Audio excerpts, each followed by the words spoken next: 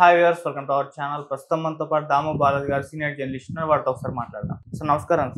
Sir హైడ్రాని ఇటు తెలుగుదేశం నాయకుల పైన ప్రయోగించడం జరిగింది సార్. అయితే ఇప్పుడు దీనిపైన రకరకాల చర్చలు అయితే దారితీస్తుంది. అది కూడా రేవంత్ రెడ్డి గారు లేని టైంలో ఇదంతా జరిగిందని చెప్తున్నారు. మరి ఇది రంగనాథ్ గారు తన ఓన్ నిర్ణయం తీసుకొని ఈ విధంగా ప్రయోగించారా, తన పేరు కొట్టేయడానికి అని చెప్పేసి, లేదా రేవంత్ రెడ్డి గారి ఆదేశాల మేరకు ఇది చేశారా అని చెప్పేసి కూడా మాట్లాడుకుంటున్నారు సార్. మరి ఏం జరిగింది దీని పట్ల? అటు చంద్రబాబు నాయుడు గారు కూడా ఆగ్రహం వ్యక్తం చేశారని కూడా చెప్తున్నారు. మరి దీనికి సంబంధించి ఎటువంటి వివరాలు ఉన్నాయి సార్? హైడ్రా రంగనాథ్ మళ్ళీ ఒకసారి వార్తల్లోకి వచ్చాడు. యాక్చువల్గా చాలా కాలం పాటు హైడ్రా స్తబ్దుగా ఉన్నట్టు కనబడింది. నిజానికి బిగినింగ్లో హైడ్రా చాలా అంటే ఏదో ఒక సంచలనం క్రియేట్ చేయబోతుందో అన్నట్టుగా బయలుదేరింది. రావడమే ఇటు నాగార్జున ఇది ఎన్ కన్వెన్షన్ కూలగొట్టడం, అక్కడ నుంచి చాలామంది ఇండ్లకి పెద్దవాళ్ళకి సంబంధించి చేయడం, దాని తర్వాత అనేక పేదలు మిడిల్ క్లాసు హౌసులకు వెళ్ళడంతో నెగిటివ్గా కూడా బాగా వచ్చింది. మొదట్లో హైడ్రాకి చాలా మంచి పేరు వచ్చింది, దాని తర్వాత నెగిటివ్గా వచ్చింది. రెండోది ఒక మెథడ్ ఏమీ లేకుండా ఒక ప్రయారిటీ లిస్ట్ కానీ, ఎవరి ఆస్తుల ముందు ఎట్లా చేయాలి, ఏ చెరువుల్ని ముందుగా చేయాలి, ఒక ప్లానింగ్ అవేమి లేకుండా ర్యాండమ్గా ఇష్టం వచ్చినట్టుగా చేస్తున్నారనే విమర్శలు వచ్చాయి. చాలా పెద్ద స్థాయి వాళ్ళ మీద ఓవైసీ బ్యాచ్ కావచ్చు, ఇక్కడ ఉన్న రాజకీయ నాయకులు చాలామంది పెద్ద పెద్ద వాళ్ళు ఆక్యుపై చేసుకున్నారు. వాళ్ళ జోలికి వెళ్లకుండా మిడిల్ క్లాసు పేదల జోలికి వెళ్తున్నారు. దాంట్లో 1-2 ఆత్మహత్యలు కూడా జరిగాయి. దీనివల్ల బాగా నెగిటివ్ వచ్చింది. ఆయనకి రంగనాథ్కి కూడా నెగిటివ్ వచ్చింది. రంగనాథ్ ఒక ఆఫీసర్ మాత్రమే, ఇవన్నీ కూడా పొలిటికల్ డిసిషన్స్ బేసిక్గా. కాకపోతే పేరు రంగనాథ్కి చెడ్డ పేరైనా మంచి పేరైనా ఆయనకు వస్తూ ఉంటుంది, అధికారి కాబట్టి. కానీ ఇది అంతా కూడా పొలిటికల్ డిసిషన్స్ బేసిక్గా. కాకపోతే రోజువారీ ఈరోజు ఎక్కడ కొట్టాలి ఏంటనేది పొలిటికల్ డిసిషన్ కాకపోవచ్చు. కానీ ఓవరాల్గా అయితే మాత్రం పెద్దవాళ్ళవి పొలిటికల్ లీడర్స్ కొట్టాలంటే మాత్రం ఖచ్చితంగా పైనుంచి నాడ్ లేకుండా చేయడం కష్టం. కాకపోతే ఇన్ని రోజులు అలాగా ఉండి, ఎందుకంటే కోర్టు కూడా అనేక సార్లు హైడ్రాకి వ్యతిరేకంగా కామెంట్లు చేసింది. మీరు వీకెండ్సే ఎందుకు కొడుతున్నారు, వాళ్ళకి కోర్టుకు వచ్చే అవకాశం లేకుండా మీరు వీకెండ్స్ అర్లీ మార్నింగ్ ఎందుకు కొడుతున్నారు, కొట్టకండి అని కూడా చెప్పింది. కానీ ఏమీ కోర్టుని ఖాతరు చేస్తున్నట్టు కనబడలేదు. నిన్న మళ్ళీ ఒక సంచలనానికి తెరలేపింది. ఈసారి సంచలనం తెలుగుదేశానికి సంబంధించిన 2 వ్యక్తుల మీద చేసింది. అందులో ఒకరు సిట్టింగ్ ఎమ్మెల్యే వసంత కృష్ణప్రసాద్, ఆయన ప్రాపర్టీ మీద. తర్వాత నార్నే ఎస్టేట్స్, నార్నే వాళ్ళు అంటే మనకు తెలుసు జూనియర్ ఎన్టీఆర్ బంధువులు కూడా, చంద్రబాబు కూడా బంధువులు అవుతారు.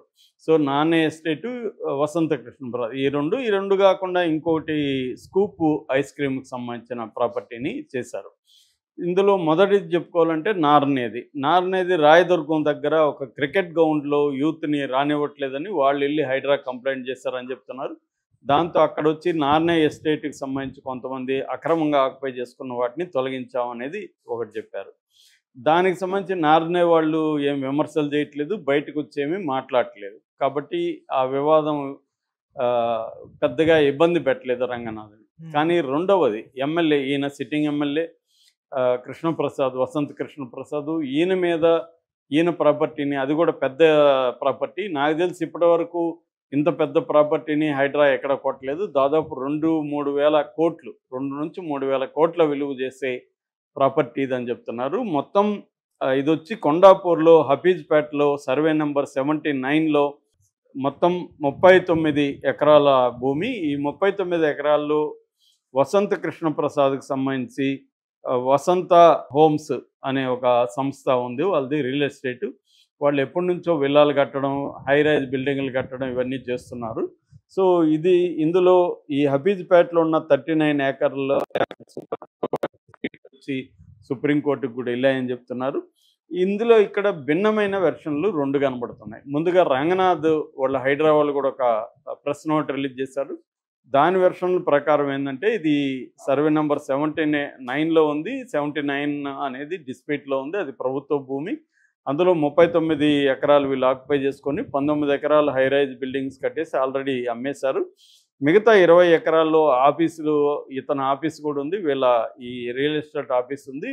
మిగతా షెడ్లుగా వేసి వేరే వాళ్ళకి అది ఇచ్చేశారు. వాళ్ళు మళ్ళీ సబ్ లీజ్కి ఇచ్చుకున్నారు. సినిమా వాళ్ళ షూటింగ్ ఎక్విప్మెంటు అట్లాంటివి పెట్టుకోవడానికి అక్కడ వాళ్ళు పర్మిషన్ ఇచ్చారు, వాళ్ళు పెట్టుకొని రెంట్లు ఇస్తున్నారు. అట్లాగే ఇప్పుడు అక్కడ కన్స్ట్రక్షన్ ప్లానింగ్ కూడా జరుగుతుంది. దీని మీద మాకు కంప్లైంట్లు వచ్చాయి. సో మేము మొత్తం రికార్డులు పరిశీలించాం. పరిశీలిస్తే ఇది గవర్నమెంట్ ల్యాండ్ అని తేలింది. దీని మీద సుప్రీంకోర్టులో 7 కేసులు పెండింగ్‌లో ఉన్నాయి. అందుకని మేము కొట్టేసాము. ఇట్లా గవర్నమెంట్ భూమిని ఆక్యుపై చేసుకున్నప్పుడు నోటీసులు ఇవ్వాల్సిన అవసరం లేదు. అందుకని మేము చేసామనేది హైడ్రా ఇస్తున్న నోట్‌లో ఉంది.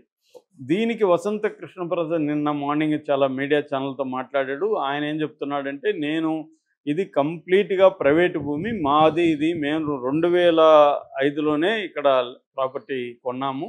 అప్పుడు 23 అంతకుముందు నుంచే కూడా మాకు కొంత ఉంది. కొంత 2005లో కొన్నాం. ఓవరాల్‌గా మా రిజిస్ట్రేషన్ 2005లో అయింది.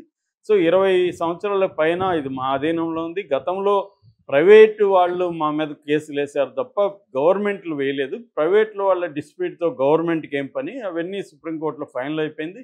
ఆంధ్రప్రదేశ్, తెలంగాణ గవర్నమెంట్లు వెళ్ళినప్పుడు కూడా ఇది మీ భూమి కాదని సుప్రీంకోర్టు కూడా తేల్చి చెప్పేసింది. కాబట్టి ఇది మా భూమి, మా భూమిలో మేము కట్టుకుంటున్నాము. కాబట్టే నేను ఇప్పుడు దేనికి భయపడట్లేదు, ఆందోళన చెందట్లేదు. నమ్మకంగా ఉన్నాను. నేను దీని మీద లీగల్ బ్యాటిల్ చేస్తాను అనేది ఒకటి చెప్పాడు. 2 నేను గతంలో వాళ్ళు మమ్మల్ని పిలిచారు. పిలిచినప్పుడు మేము వెళ్ళాము. నేనే వెళ్ళాను. రంగనాథన్ కలిశాను. దీనికి సంబంధించి కంప్లీట్ డాక్యుమెంట్స్ సబ్మిట్ చేశాను. ఇది క్లియర్‌గా మా ప్రైవేటు ఆస్తి సార్, గవర్నమెంట్‌కి దానికి ఏం సంబంధం లేదనేది నేను ఆయన దృష్టికి తీసుకొచ్చాను. మీకు ఇంకేమైనా అనుమానాలు ఉన్నా, ఇంకేమైనా డాక్యుమెంట్లు కావాలన్నా మమ్మల్ని అడిగితే మేము ఇస్తా ఉన్నాను. ఆయన ఏమన్నాడంటే, మేము జనరల్‌గా మీ మీద కంప్లైంట్లు వచ్చాయి, అందుకని అడుగుతున్నాము. ఏదన్నా ఉంటే భవిష్యత్తులో మిమ్మల్ని కాంటాక్ట్